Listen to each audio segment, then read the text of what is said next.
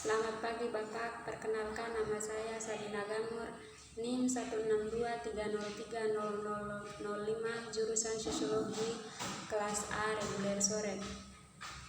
Pada kesempatan ini saya akan membahas tentang buku yang telah direview yang berjudul Konstruksi Masalah Sosial dan Dampaknya Terhadap Program dan Respon Kebijakan. Sekilas tentang kebijakan sosial. Untuk memahami lebih jauh tentang kebijakan sosial sebagai salah satu bentuk respon terhadap masalah sosial, setidaknya pada level konsep perlu dilakukan pembahasan berbagai dimensi tentang kebijakan sosial itu sendiri. Dari pembahasan tersebut diharapkan akan dapat dilihat bagaimana kemampuan dari kebijakan sosial ini dalam upaya pemecahan masalah sosial. Hal itu disebabkan karena masalah sosial merupakan kondisi yang tidak diharapkan. Dengan demikian, dibutuhkan upaya untuk melakukan perubahan, perbaikan, atau pemecahan masalahnya. Sementara itu, kebijakan sosial didambakan merupakan salah satu bentuk dari upaya tersebut. Tinjauan tentang kebijakan sosial dapat dimulai dengan membahas pengertiannya, yang mengacu pada kebijakan sosial yang dilaksanakan di Inggris mendefinisikannya sebagai kebijakan yang mengandung aktivitas yang dapat mempengaruhi kesejahteraan. Kebijakan sosial terutama digunakan untuk mendeskripsikan peranan negara dalam hubungannya dengan kesejahteraan warganya.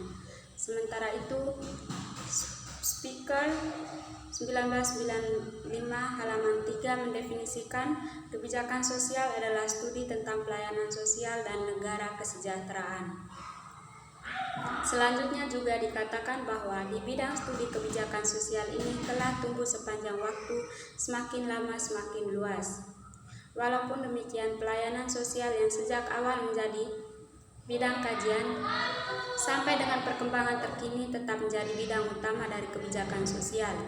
Pelayanan sosial yang merupakan bidang utama dari kebijakan sosial tersebut meliputi jaminan sosial, perumahan, pendidikan, kesehatan, dan pekerjaan sosial. Kelima bidang garapan tersebut oleh Speaker disebut sebagai the Big Five dari bidang kebijakan sosial dan pelayanan sosial, walaupun dalam pelaksanaannya juga dikenal bentuk pelayanan di bidang lain, seperti di bidang ketenaga kerjaan atau pelayanan sosial di lembaga pemasyarakatan. Sementara itu, Kan 1979 halaman 9 menyebutkan bahwa bidang pelayanan sosial terutama difokuskan untuk memberikan bantuan kepada individu atau keluarga yang mengalami persoalan dalam melakukan penyesuaian terhadap perkembangan lingkungan sosialnya dan persoalan dalam menjalankan fungsi sosialnya. Bidang ini disebutnya sebagai pelayanan kesejahteraan sosial yang lebih fokus pada sasaran individu dan keluarga. Dalam lingkup yang lebih inklusif, pelayanan sosial juga diwujudkan dalam bentuk berbagai program terutama income maintenance, termasuk jaminan sosial, program pelayanan kesehatan, pendidikan, perumahan, dan ketenaga kerjaan. Apabila cakupan kebijakan sosial sekedar dipahami sesuai pengertian berdasarkan definisi-definisi tersebut, maka substansinya lebih terbatas pada aktivitas yang ditujukan kepada penyandang masalah sosial. Pemberian pelayanan yang meliputi bidang-bidang the Big Five tersebut tidak menjangkau tindakan yang berkaitan dengan perubahan dan transformasi struktural. Oleh sebab itu, kebijakan sosial dengan cakupan seperti itu tidak akan mampu menjangkau penanganan masalah sosial yang sumber masalahnya berasal pada level sistem. Walaupun demikian, dalam perkembangan ke depan, bukannya tidak mungkin studi kebijakan sosial melakukan ekspansi bidang kajiannya sampai menjangkau perubahan pada level sistem dan struktur sosial masyarakat. Hal ini paling tidak didasarkan pada dua pertimbangan. Pertama, konsisten dengan pemahaman bahwa kebijakan sosial adalah respon terhadap masalah sosial.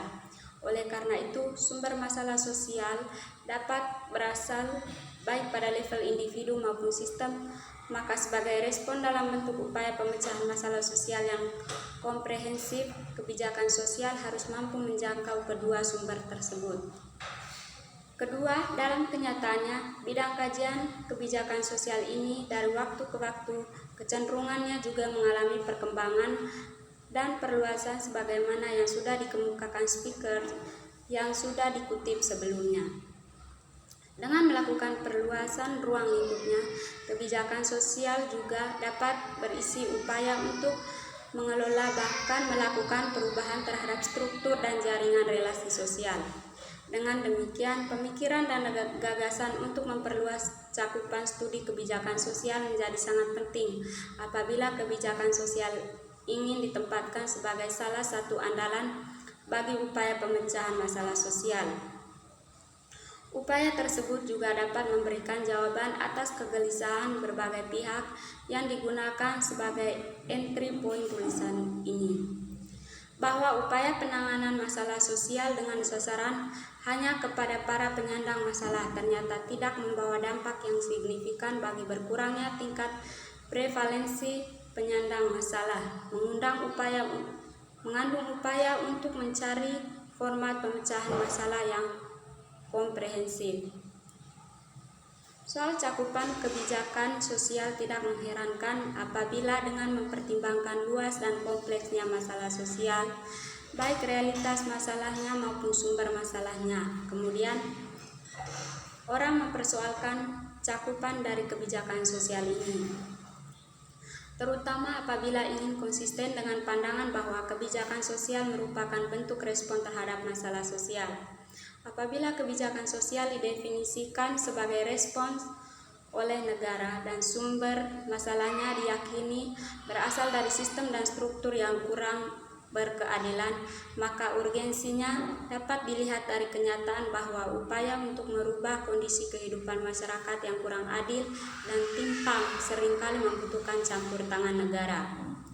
Ada beberapa bentuk campur tangan negara dalam memecah hambatan struktural yang sering menjadi biang keladi ketidakadilan. Pertama, melalui kebijakan yang secara langsung berdampak pada terjadinya transformasi struktural seperti kebijakan reforma agraria. Kedua, melalui berbagai regulasi dan fasilitas yang memungkinkan sutomo efektivitas kebijakan sosial dalam pemecahan masalah sosial. 20 Jurnal Ilmu Sosial dan Ilmu Politik volume 15 nomor 1 Juli 2011 terjadinya mekanisme subsidi silang. Dalam pandangan Grant 1992 halaman 3, tujuan kesejahteraan dalam tercapai apabila sistem yang ada mampu mewujudkan efisiensi dan pemerataan pelayanan sosial. Campur tangan negara dalam bentuk kebijakan sosial yang mendorong terwujudnya redistribusi tersebut didasarkan pertimbangan bahwa dalam kehidupan masyarakat selalu dijumpai kenyataan bahwa berbagai komponen dalam sistem sosial tidak memiliki kepekaan atau kemampuan respon yang sama terhadap peluang kesejahteraan. Tidak jarang kepekaan yang tidak sama tersebut disebabkan karena faktor struktural dan institusional. Hal lain yang sering dijumpai adalah walaupun mungkin komponen dalam sistem sosial mempunyai kepekaan yang sama, akan tetapi dampaknya terhadap kesejahteraan sosial dapat berbeda apabila negara memberikan rangsangan yang bersifat diskriminatif. Bahkan dalam orientasi mengejar pertumbuhan ekonomi secara cepat, sering dijumpai negara justru lebih memberikan rangsangan dan fasilitas kepada komponen atau kelompok yang lebih peka. Kebijakan semacam ini akan berdampak pada kesenjangan yang semakin melebar antar lapisan masyarakat. Pada tingkat mikro, utama dalam implementasi program yang mempunyai kelompok sasaran lapisan miskin, disadari atau tidak disengaja atau tidak, hal seperti itu juga sering terjadi. Implikasinya dapat terjadi dalam hal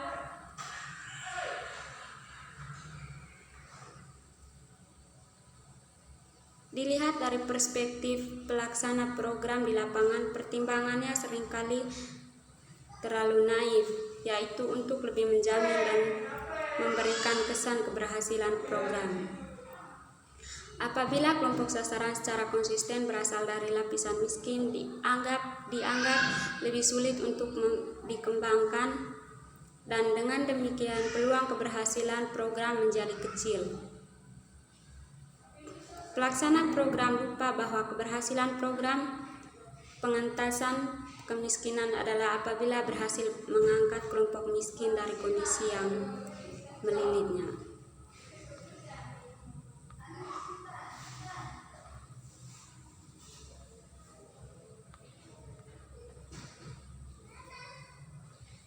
Tujuan untuk mewujudkan tatanan baru melalui perubahan institusional dan transformasi struktural, maka gerakan harus mengawal prosesnya meliputi ketiga tahap tersebut. Banyak fakta menunjukkan bahwa Sutomo efektivitas kebijakan sosial dalam pemecahan masalah sosial 24 Jurnal Ilmu Sosial dan Ilmu Politik volume 15 nomor 1 Juli 2011, gerakan menjadi tidak efektif karena berhenti atau merasa puas sampai pada tahap pertama atau kedua saja. Sudah banyak ditemukan kebijakan yang sebetulnya berorientasi pada perubahan sistem dan transformasi struktural, tetapi tidak menghasilkan tatanan baru yang menggambarkan terjadinya perubahan sistem dan struktur karena kelemahan dalam implementasinya. Undang-undang tentang pokok-pokok agraria yang lebih dikenal dengan sebutan UU PA sangat tepat dijadikan sebagai ilustrasinya. Undang-undang ini yang sudah dikeluarkan sejak tahun 1960 sampai sekarang tidak pernah menghasilkan transformasi struktural di bidang agraria. Hal itu disebabkan karena hanya berhenti sebagai rumusan kebijakan yang tidak diimplementasikan.